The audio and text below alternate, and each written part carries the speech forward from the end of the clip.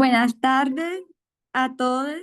Eh, bueno, inicialmente habíamos organizado como el título del tema de el repaso sobre las guerras diádocas, pero al final decidí llamarlo solo repaso porque en realidad es un tema que está tejido con muchos otros temas y pues que este estudio creo que va a continuar una secuencia en las siguientes reuniones para seguir como esclareciendo y cómo terminar el hilo de la historia. Entonces, bienvenidos y esperemos que entre todos armemos y recordemos conceptos, porque la idea es como que en esta reunión, pues yo voy a tratar de llevar como el hilo y guiar, pero entre todos como aportar de los temas. Entonces, empezamos con el versículo Daniel 11:40, que lo conocemos bastante, que casi siempre hablamos en los estudios muy frecuentemente.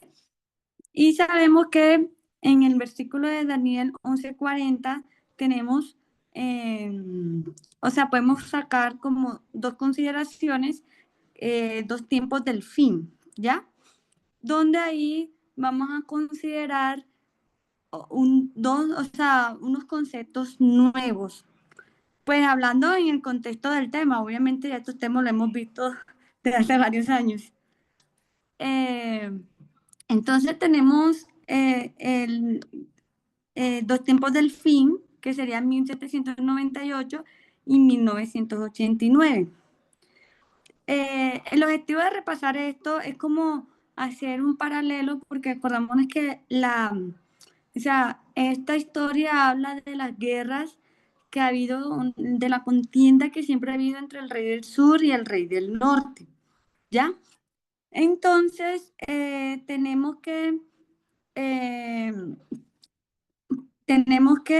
o sea, este punto del tiempo del fin, donde se ve que, o sea, se produce una herida mortal, hablando en el contexto, por ejemplo, en el rey del sur con la Unión Soviética, que hay una herida mortal.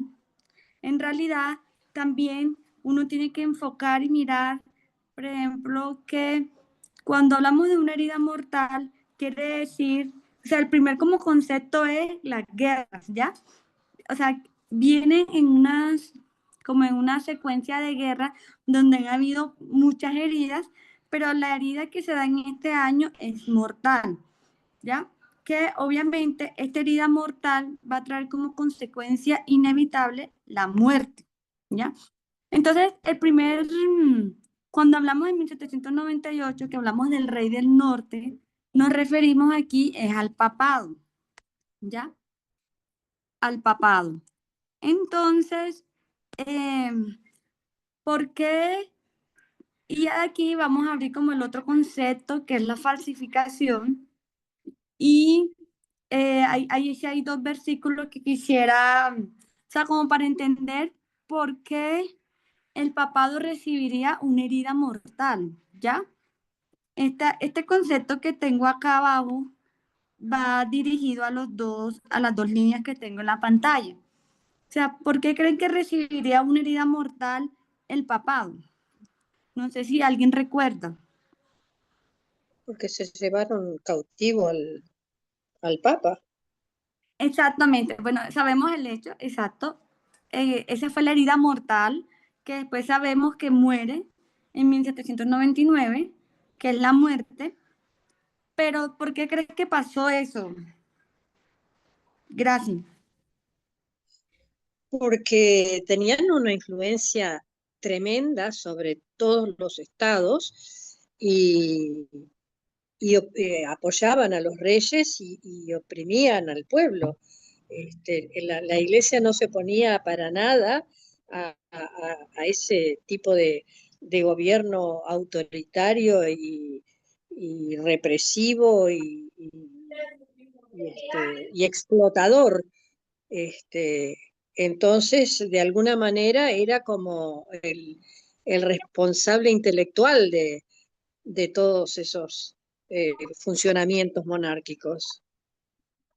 Sí, claro, pero si comparamos, no sé si a alguien le queda fácil buscar estos dos versículos, Isaías 1:5 y 6:7, porque lo que has dicho es totalmente cierto, sí, pero ¿por qué crees que un pueblo puede entrar en dispersión? O sea, ¿qué tiene que hacer un pueblo para que lo dispersen? ¿Ya? ¿Alguien está buscando los versículos? Sí, yo tengo Isaías 1:5. Ok, porfa, léelo. Dice, ¿por qué queréis ser castigado aún? ¿Todavía os rebelaréis? Toda cabeza está enferma y todo corazón doliente. Y 6:7. Voy.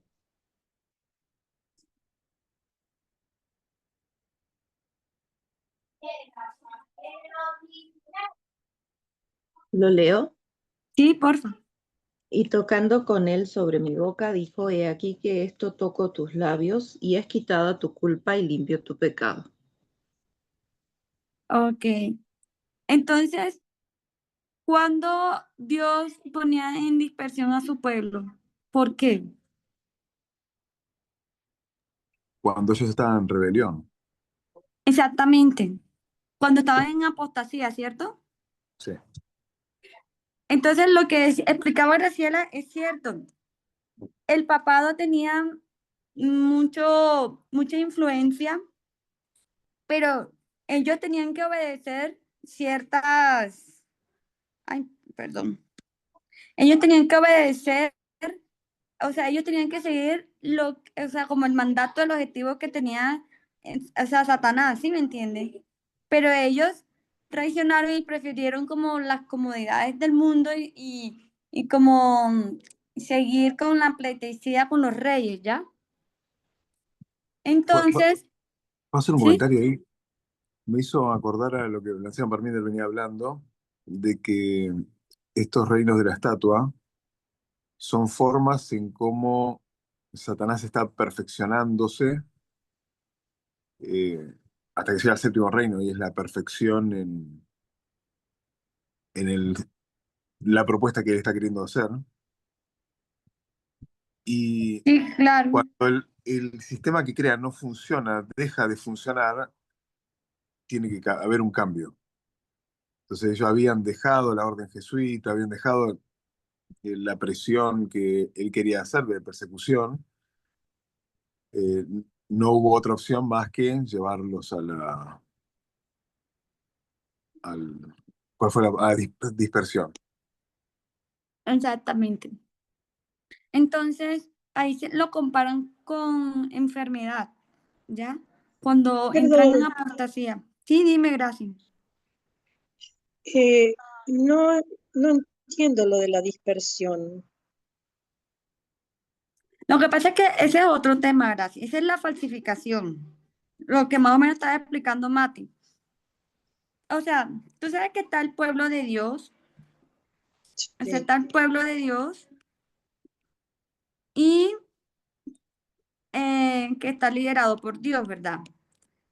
sí, claro. Muchas veces Dios ha tenido que hacer dispersión y unión porque el pueblo entra en apostasía. O sea, no cumple como lo que Dios espera, ¿sí me entiendes? Sí, sí, sí, claro, eso sí. Entonces, Satanás quiere falsificar como el estilo de Dios. O sea, lo estoy diciendo con mis propias palabras, como yo lo interpreto, ¿ya? Sí, sí, Bueno, entonces Satanás quiere falsificar cómo Dios dirige al pueblo, ¿ya? sí, Y lo que pasa es que Satanás, o sea, tiene como ciertos objetivos. Tú sabes que el papado es como guiado, por eso está la orden jesuita. Por ejemplo, es la historia de la Virgen de Fátima con los tres niños, que simboliza, por ejemplo, los tres mensajes angelicales, o sea, en un contraste, ¿ya? En una falsificación. sí, sí, Entonces, sí, eso, sí. sí, dime. No, no, no, que sí, eso Bueno, lo entiendo, pero no, no sé en ese momento específico qué era lo que pasaba. y lo que pasa es que yo recuerdo pues yo no me estudié la falsificación en este momento, pero yo sí recuerdo que en ese momento el Papa prefirió como no seguir lo que estaba guiando a Satanás, sino que quería como los favores de los reyes, ¿ya? El dinero y pues, o sea, prefieren como estar tranquilos como como en un periodo laodicense, como en el pueblo de Dios, algo así parecido. Y por Ajá. eso Satanás permitió, porque eso fue en la época de este general, ay, se me escapa el nombre, ¿quién me ayuda? Francés. Berthier. No, el que secuestró al sacerdote. Este, Berthier. Napoleón. Napoleón Bonaparte, exactamente. ¿Ya? Y Satanás permitió eso, porque si recordamos un poco también este concepto de Francia, por ejemplo, que es el ateo, o sea, tú no necesitas ni a Dios ni a Satanás para ser bueno o para ser malo. O sea, uno puede tener como su individualidad. Entonces, Satanás no tiene como, perdón, ahí en esta historia Francia la ponen como sin, o sea, como que puede ser utilizado por cualquiera de los dos bandos, pero no es como un pueblo de ninguno ni el pueblo verdadero, que es el de Dios, ni el pueblo de Satanás, que es la falsificación. Entonces, Satanás permitió que Napoleón Bonaparte, pues, causara esa herida mortal y que llevara a la muerte. ¿Ya? Entonces, en la historia de la falsificación, o sea, también esta línea continúa y pues uno ve como la resurrección, ¿ya? Cómo otra vez renace, cómo se levanta el pueblo. Entonces hay una pregunta. Recordando la historia, entonces de 1989, nos vamos acá, que aquí estamos hablando de la Unión Soviética, ¿ya? Ustedes saben que en 1989 se cae el muro de Berlín y pierde como esa guerra que venía de muchos años antes, por ejemplo, la Guerra Fría, todo ese problema que venía entre el comunismo y el capitalismo, y, o sea, pierde poder y como tal que muere la Unión Soviética en 1991. Entonces, eh, hay un concepto acá, ¿ya? Que este sí me gustaría que lo leyeran, Daniel 11:10. ¿Quién lo puede leer? Sí se ve. Sí se ve, pero se ve chiquito. Espérate. Ahí, Lo Yo no leo. tengo. ahí, Vamos. Exacto. ahí.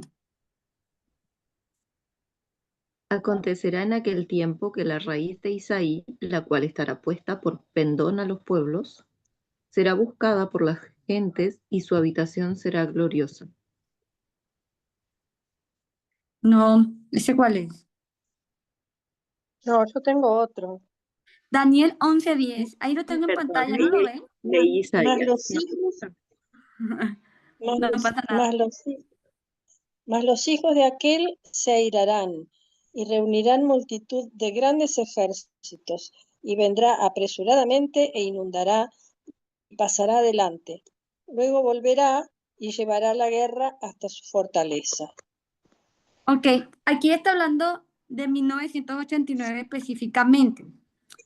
¿Por qué? Porque aquí entonces se explica otro concepto, que a veces para tú causar daño, tú no tienes que destruir, o sea, literal, o sea, no puedes destruir literalmente el pueblo real, ¿ya?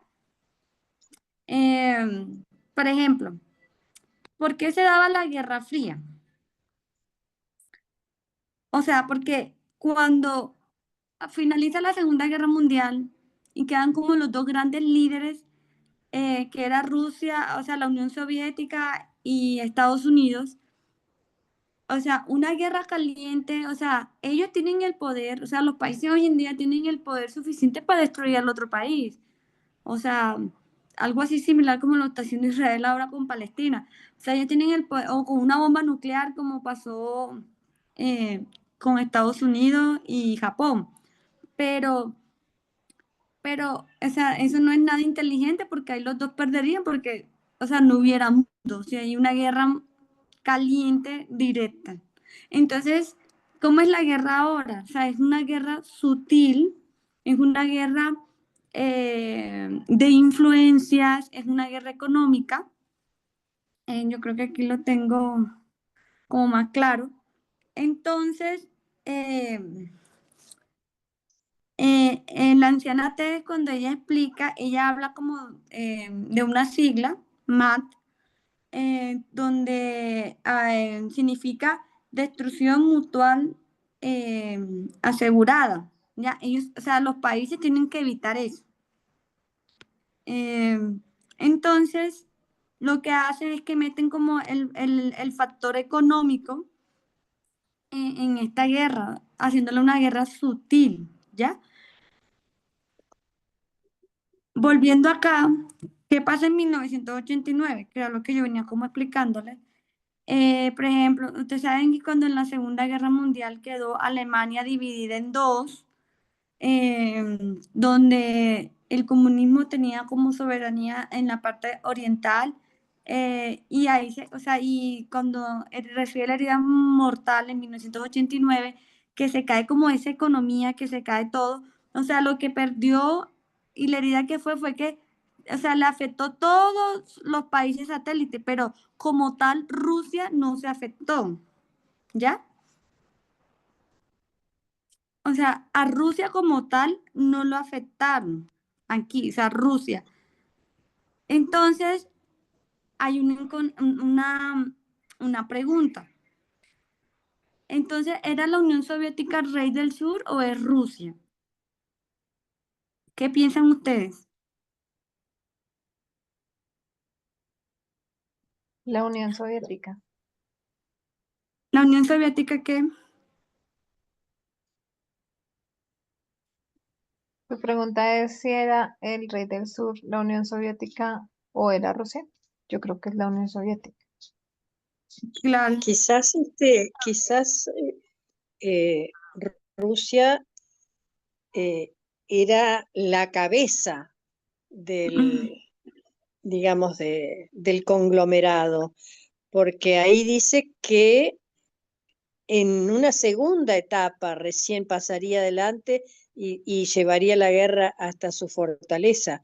O sea, la primera etapa eran todos sus satélites y quizás todavía está pendiente la inundación hasta llevar a la fortaleza, que es Rusia Exacto. misma. Ese era el punto. O sea, sí, es verdad. O sea, la Unión Soviética y Rusia son el rey del sur, ¿ya? Lo que pasa es que si hubo una verdadera derrota, si hubo una muerte, porque, o sea, se perdió la batalla. Y pues en ese momento Rusia no era nada, ¿ya? O sea, sí, era como la nación clave, no fue tomada, ella no fue afectada tanto, pero, pero sí, obviamente ella perdió todo, ¿sí me entiende? O sea, toda la influencia, toda eh, su poder, ¿ya? Entonces, ahí donde entra, o sea, cuando uno compara con el Rey del Norte y la resurrección, pues ahí donde se habla que en 1991 nace la Confederación Rusa, ¿ya? Eh, que eso va a ser motivo para ampliar ese estudio más adelante. O sea, y sabemos que el fin de Rusia va a ser Panium, que es otra batalla.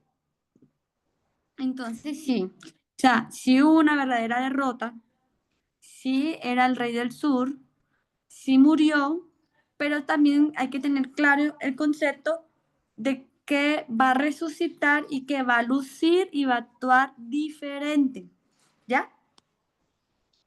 ¿Por qué va a actuar diferente? Porque, por ejemplo, antes, o sea, el comunismo era muy en contra del capitalismo, pero a ellos perder y eso, la batalla, la economía rusa de la Unión Soviética colapsa totalmente, o sea, ellos colapsan y ¿qué tuvieron que hacer? Privatizar las empresas, tener dinero Por ejemplo, muchos rusos se fueron a Londres a invertir. La anciana te explicaba que la millonaria suma la fortuna de Putin, pues mucha está en Londres, ¿ya? Y pues ya ahí conocemos la historia, por ejemplo, en que en Rusia igual, o sea, es como un sistema mixto, porque Rusia no es totalmente comunista, o sea, ya tienen muchas empresas privadas. Y pues está en la lucha con Estados Unidos para la influencia mundial. Y pues ya conocemos la historia de Panion, que ella pierde, ¿ya? Y pues yo creo que fue un error el tema de la invasión a Ucrania, porque ella ahí perdió mucho. Pues ahora en día casi no se menciona noticias de ello, pero yo creo que fue porque perdió la influencia que tenía Rusia antes de tomar esa decisión. No sé si tienen algo que agregar o quieren preguntar otra cosa.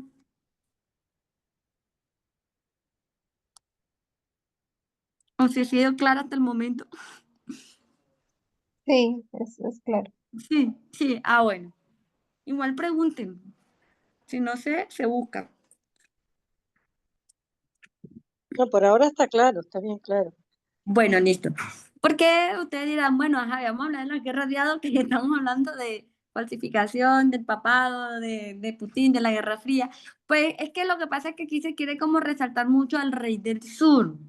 Porque cuando hablamos de las guerras diádocas, el objetivo del estudio de las guerras diádocas era resaltar a Pirro. Y Pirro representa al rey del sur y hace como un paralelo con Putin y Stalin, ¿ya? Que todo esto va a llevar un hilo y pues la idea es seguir el tema para ampliar y tener claridad de todo. Ujú. Entonces, como le venía diciendo, Pirro, que aquí sería el rey del sur, el objetivo de esto, por ejemplo, de esta línea donde hablamos de las guerras diádocas, que empieza en el año 323 antes de Cristo, el objetivo es estudiar el papel que hizo Pirro y vamos a ir haciendo un poquito las aplicaciones en nuestro tiempo, ¿ya? Entonces, ¿qué pasó en el 323? Muere Alejandro Magno. Si recuerdan, Alejandro Magno fue uno de los conquistadores en general, o sea, que hizo la mayor conquista por Asia. Bueno, no sé mucho de geografía, pero sí le hizo o sea, mucho, o sea, él logró conquistar mucho territorio, muchos países, muchas naciones de ese momento, y su imperio era muy grande, pero él era alcohólico, pues, bueno, él fallece y dejó docenas de generales peleando como por el puesto o peleando por tierras, ¿ya? Entonces, ¿por qué se marca? La anciana Tess explicaba que, como sabemos que en el 301 fue la batalla de Itzu, eh, o sea, en Daniel 11 y en Daniel 8 pues se habla mucho, o sea, de la historia después de esto, pero omite todo esto. ¿Ya? Omite toda esta historia donde la anciana te explicaba que ella decía que para ella era súper importante y pues eh, vamos a ver que Pirro aparece es en la Cuarta Guerra. Por eso es que hoy vamos a profundizar un poquito en la Cuarta Guerra, pero para entrar en contexto, tenemos entonces un periodo del 323 hasta el 301. Ya les voy a explicar por qué. Y tenemos que son 4 guerras. Las 2 primeras fueron antes del 317 antes de Cristo. Las 2 después fueron después. Y que las 2 primeras, la lucha fue entre múltiples generales. Pero en el 317 quedaron 5 generales. ¿Ya? Eh, ¿Alguien recuerda cómo los nombres de los generales? Mm. ¿Cómo era? Antígono Ese, Monostalmo, pues estaba ahí. Sí, Antígono estaba aquí.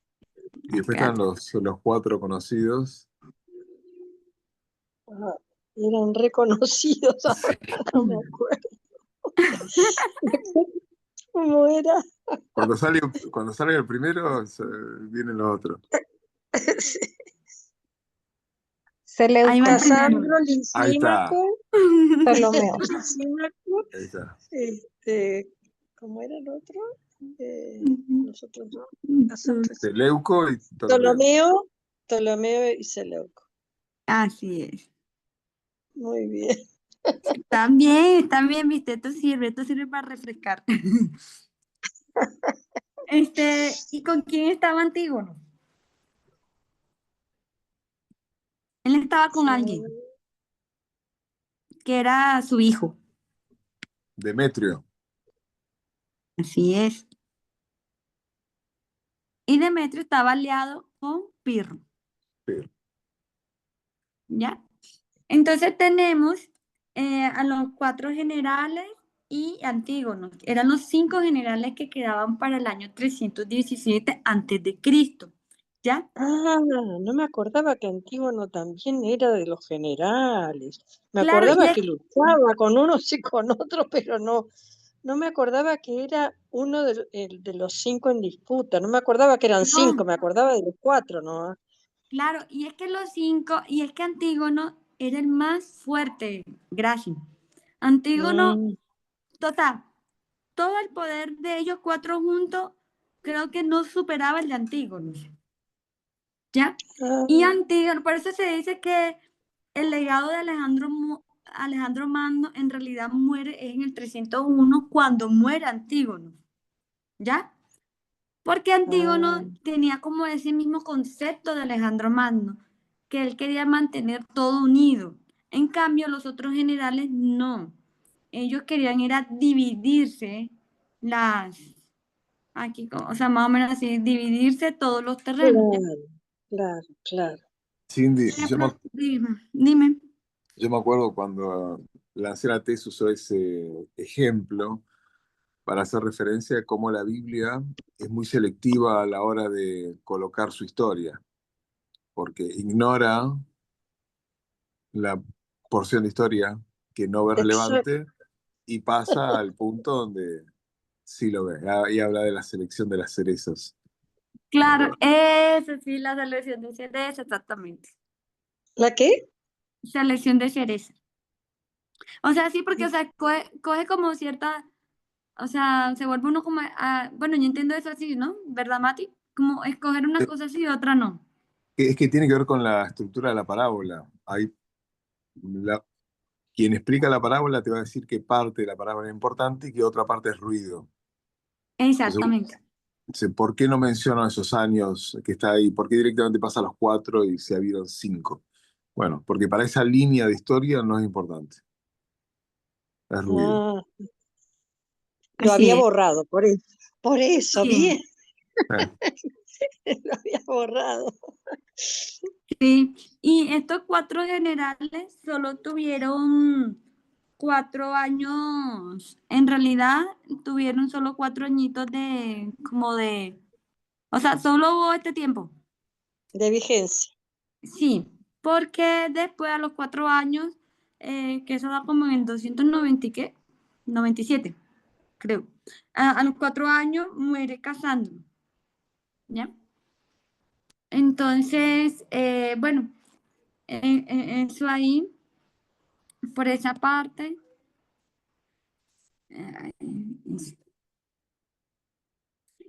eh, bueno, vamos bien hasta ahí, ¿verdad? Que no se me Sí, haya olvidado perfecto. nada. Sí.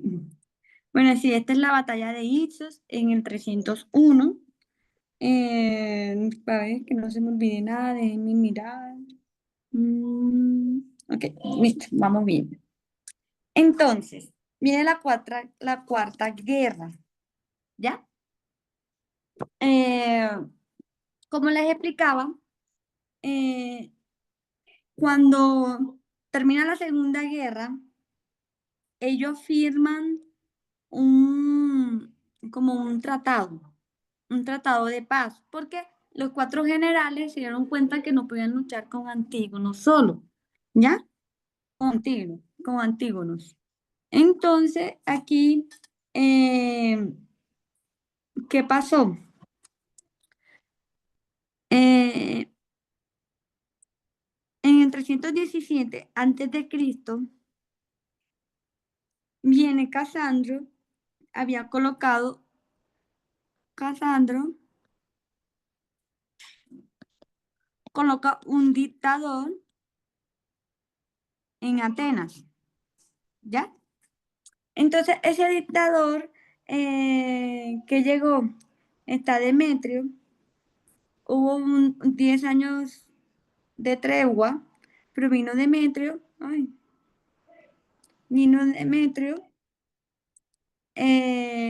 bueno, aquí colocan el dictador en Atenas, y viene Demetrio, libera Atenas, violando ese tratado,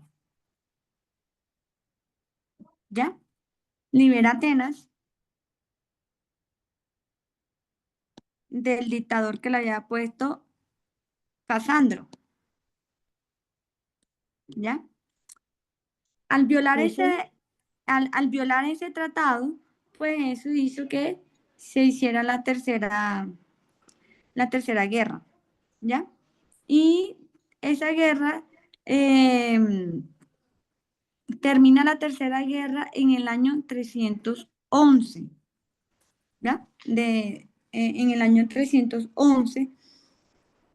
Y en el 307, como Demetrio, o sea, estaba la tercera guerra, hay 10 años de dictadura en Atenas, que tenía Casandro, Demetrio viola o sea, en el 311, cuando termina la tercera guerra de las Diádocas, se firma un tratado de paz y Demetrio lo viola en el 307, ¿ya? Y es donde se inicia la cuarta guerra. O sea, en este punto se inicia la cuarta, ¿ya? Por la violación de ese tratado. ¿Qué pasa? En el 303, Pirro entra en alianza con Demetrio. Aquí es donde entra Pirro. Entra en alianza con Demetrio porque en esta historia, más o menos como eh, decía Mati, Demetrio representa el rey del norte y Pirro, como lo decía, el rey del sur, ¿ya? Y es en el único momento donde ellos tienen una alianza, ¿ya? Cuando pasa el 301, que es la batalla de Ipsos, ¿qué pasó en Ipsos?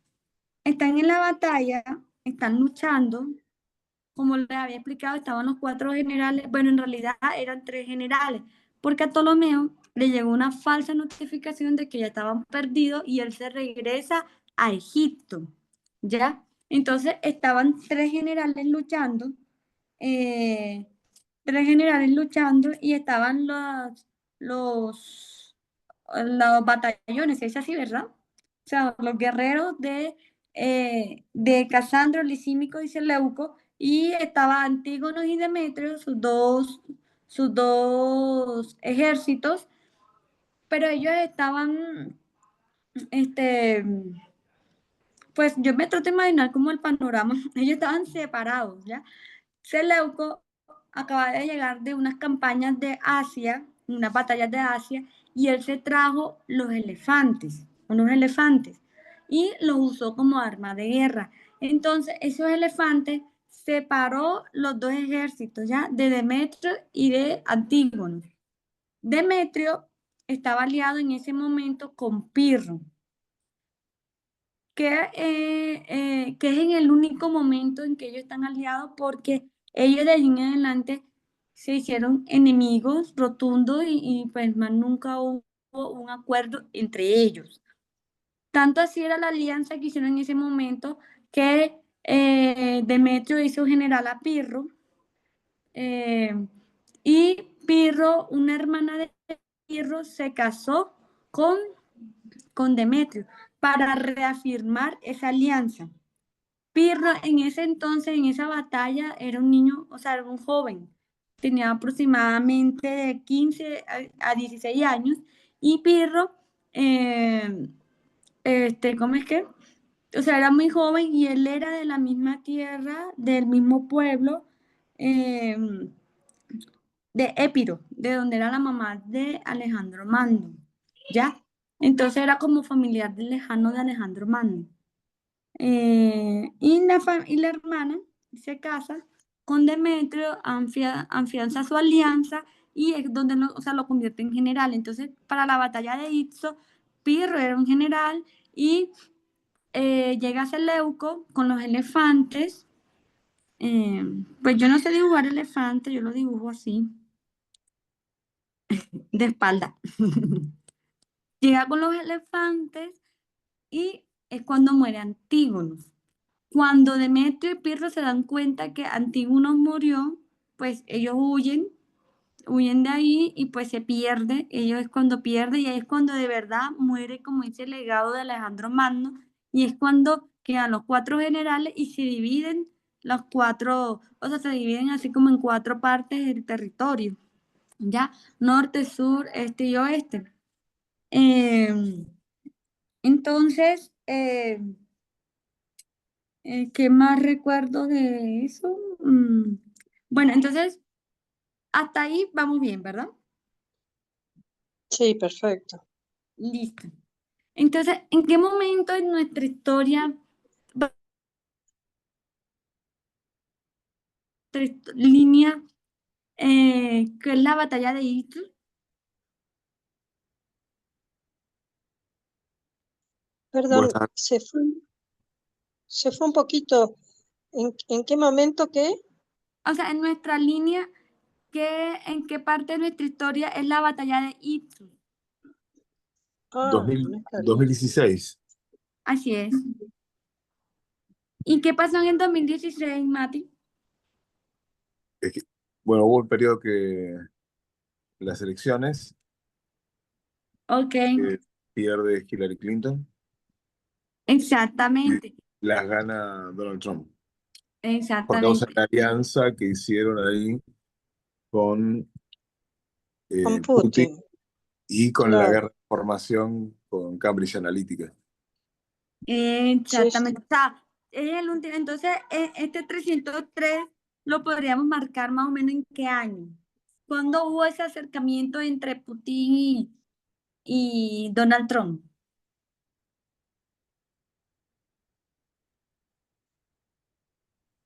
2014-2015, no estoy seguro cuál.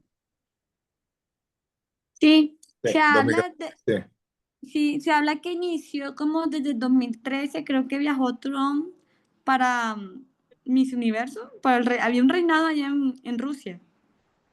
sí, Creo que me fue acuerdo. cuando iniciaron como las conversaciones, pero se Sí. marcaría como 2014 cuando se hizo la alianza entre Putin y Donald Trump, ¿ya? Entonces, en este periodo de 10 años, o sea, la anciana Tesh marca este año del 307 como 1989. Porque ella dice que este 307 que es donde, o sea, como que se rompe ese pacto de paz, se rompe, sería un tiempo del fin. O sea, es un tiempo del fin, ¿ya? Entonces, por eso es que ella dice que este año 307 sería 1989. Cuando hablamos de un periodo de 10 años, como un periodo como de tregua o de guerra, así, entonces aquí nos iríamos a 1979, 70. que es como el dominio que tiene, o sea, la guerra afgana.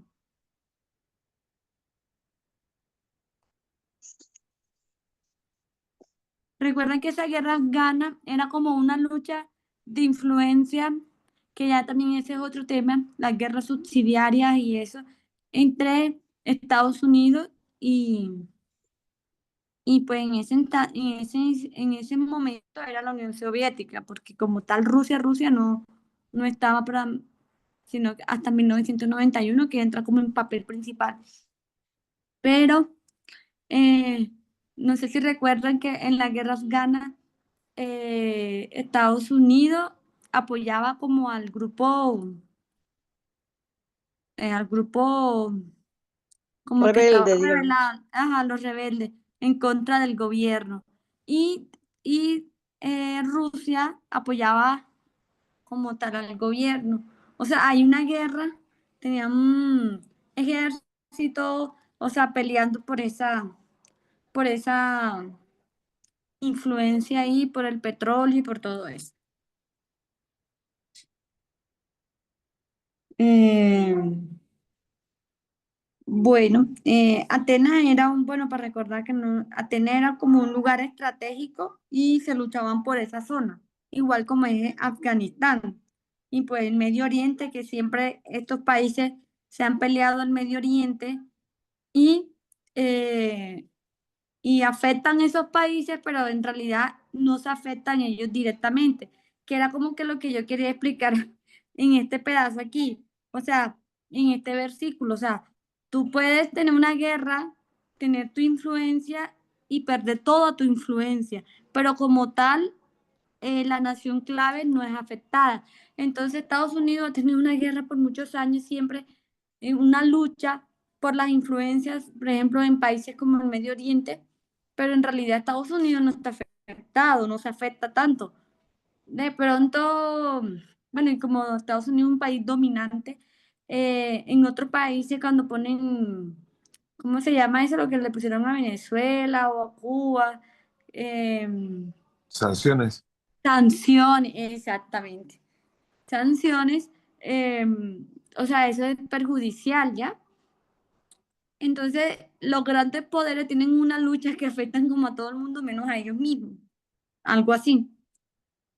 Aunque yo creo que ahora Rusia sí está afectada, ¿no? Porque esa fue la batalla de Panium, que igual es un tema más adelante. Entonces, no sé, este es básicamente como el preámbulo de la guerra de Hadoken y esta es la cuarta guerra. Pues lo principal aquí es que se usa el elemento de los elefantes que simboliza como la información en nuestro tiempo, que fue como el arma de guerra, ¿ya? Con fake news, con falsas noticias y conspiraciones. Ah, y ese era mi repaso de hoy.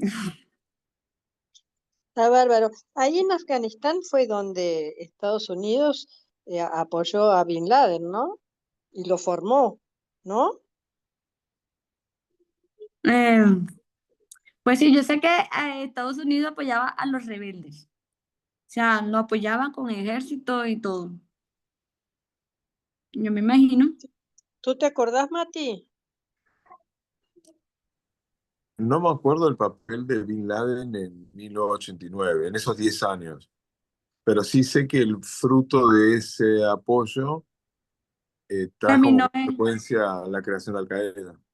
y fue lo de Claro, las Torres pero Gemelas, fue ¿no? ahí, ¿no? Sí, Mm. sí, las Torres Gemelas. No sé qué dijiste, Graciela. No, que sí, que ahí fue donde empezaron a formarlo, ¿no? En Afganistán. Sí, les dieron armas buenas. Mm. Sí, sí, está. Bueno, estuvo bárbaro, Cindy. Bueno, Muchas Sí, gracias. gracias, Cindy. El Ojalá elefante. nos acordemos. Ojalá nos acordemos de todo. Ay, qué horrible. sí, porque cuando vayamos siguiendo avanzando en los temas, hay que volver a traer estos conceptos. O sea, y siempre volverlos a decir y eso para mantener como toda la historia bien clara. Perfecto, genial, bárbaro. Gracias, Bien. Mil ¿quieres cerrar con una gracias, Cindy. oración? Bueno, Bueno, oremos. Bondadoso Dios que estás en el cielo Gracias Dios por este santo sábado que podemos disfrutar del descanso y gracias por este estudio que nos permite recordar cosas que aprendimos hace tiempo y que se van borrando de nuestra mente.